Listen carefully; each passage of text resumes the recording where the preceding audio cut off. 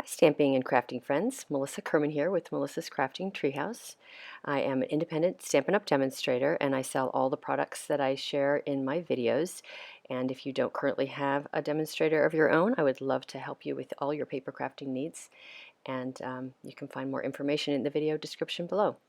So I am sharing a project today that is a gift packaging idea made with the silver gable boxes in the annual catalog and the frosted floral product suite that's in the holiday catalog. And I'm using quite a number of the products in that suite: the stamp set, the dies, and the designer paper and some ribbon. So the piece of this project that's actually the most work is creating the lovely little tag, because there is some die cutting and stamping done for it. And I'm actually making two versions right here in front of you. And the one on the left is done in a monochromatic color scheme. I'm using two different images with the mint macaron ink and stamping them with full ink and also stamping off second ink to create sort of the background or the framing around the sentiment. And then the second piece is done with both the Blackberry Bliss and the mint macaron, and I've used first and second inking for that as well. So you can see I just stamped that flower full ink, and now I'm going to stamp it again full ink, and then second ink. Now I did stamp off for the second image, but I re-inked it and stamped it off on the scrap paper just so you don't end up getting a line or an inconsistent or incomplete image. Now I'm doing the foliage stamping on the second tag piece, and I'm just using one of the foliage images, but I am stamping it in full ink and second ink to frame the sentiment and fill out around the flowers. So now I'm going to punch two circle punches, one for each of my tags that will go right in behind. And now I'm bringing my big shot in because I'm going to do my die cutting, and I'm using two of the dies in this set of frosted bouquet framelits, and I'm going to cut two of each of the shapes you see in front of you. The larger one, or the leaves, in the mint macaron, and the smaller sort of berry-like looking shape in the tranquil tide. So after you've cut two each of the shapes, you'll then cut them, as you can see here, and then you can put them together uh, so that you end up with three elements to go around your tag. So I've obviously attached my stamp piece there, and now I'm going to spend a little bit of time kind of fiddling with where I want my foliage pieces to be surrounding the tag itself. So I'm doing this on super fast speed because it took me a while to kind of fiddle and play and figure out where I wanted each of the pieces. But essentially I'm using glue dots to attach the Tranquil Tide piece to the foliage in behind, and I end up with three assembled elements to go behind the tag, and I just sort of spaced them out, so almost like in a triangle shape, so they're sort of evenly spaced around the tag, so it looked pretty to me. So while I finish up with attaching my die cut pieces to my tag, I just want to let you know that the First Frost stamp set can be purchased in combination with the Frosted Bouquet framelits as a bundle, and you'll get 10% off if you do that. This bundle is actually going to no longer be available when the holiday catalog retires as of January 2nd, 2019. The items themselves will be available beyond that, but just not as a bundle and not for the 10% discount. So if you're interested in getting the stamp set and framelit dies, I recommend you do that as soon as possible. So now I am starting with the assembly of the gable box itself, and using a variety of designer papers that I thought would look nice on the gable box. All the patterns are just gorgeous. It's a specialty designer paper, and so it has a frosted finish, and you really can't appreciate it unless you see it in person, but I think you can tell just a little bit in the photographs, certainly on my website.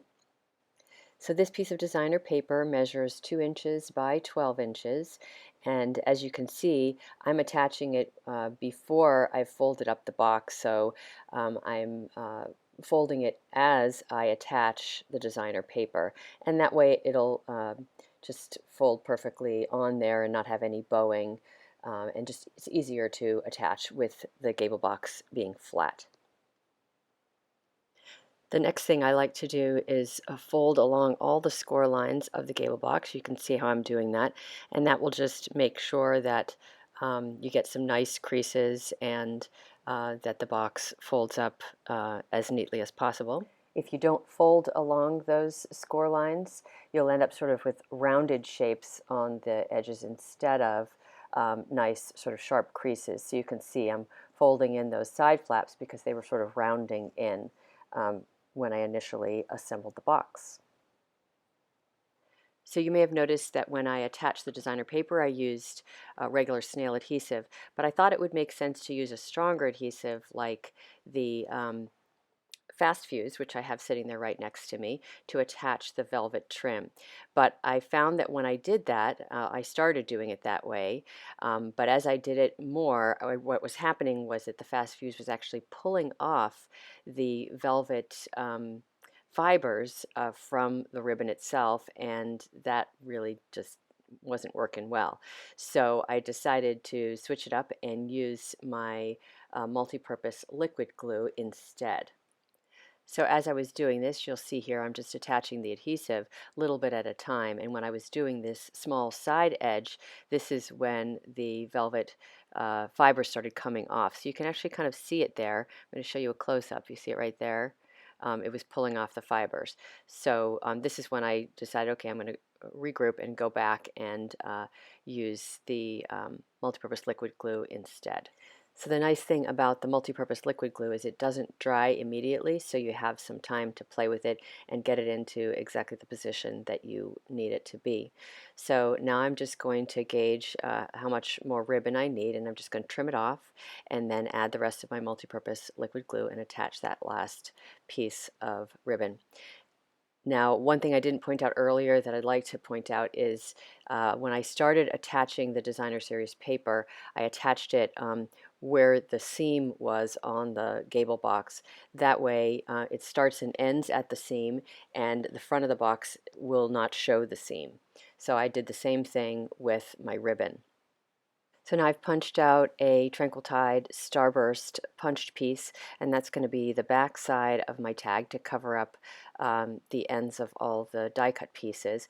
Now I went ahead and I attached, I put some multi-purpose glue back there, and then I realized that I really needed a hole in that Starburst piece, so I'm a little bit off camera there, but I punched an 16th inch hole at the top of the Starburst piece, and I'm going to weave it through also. Now obviously it would be better if you didn't put the glue on there to start with, that you punched your hole and put the baker's twine through before you have the glue on there.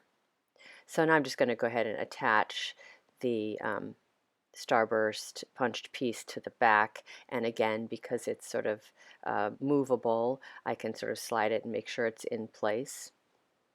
Now I'm just tying a bow at the top of my gable box and getting my bow just to look just so. And then I'm going to wrap my baker's twine around the knot of that bow. So you can see I've sort of wrapped it around the top, and I'm just going to tie a knot.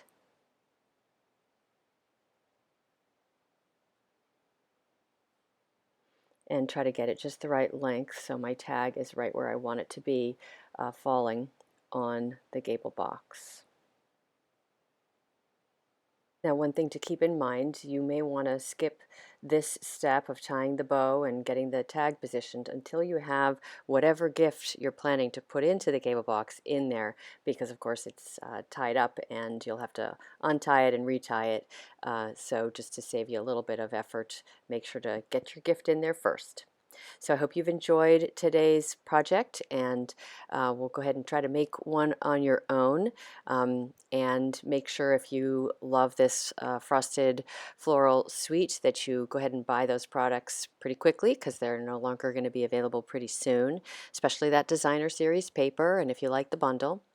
So I hope you've enjoyed today's video, and if you did, please give it a thumbs up, share it with friends, and subscribe to my YouTube channel. And I hope you'll come by and spend some time with me again sometime soon.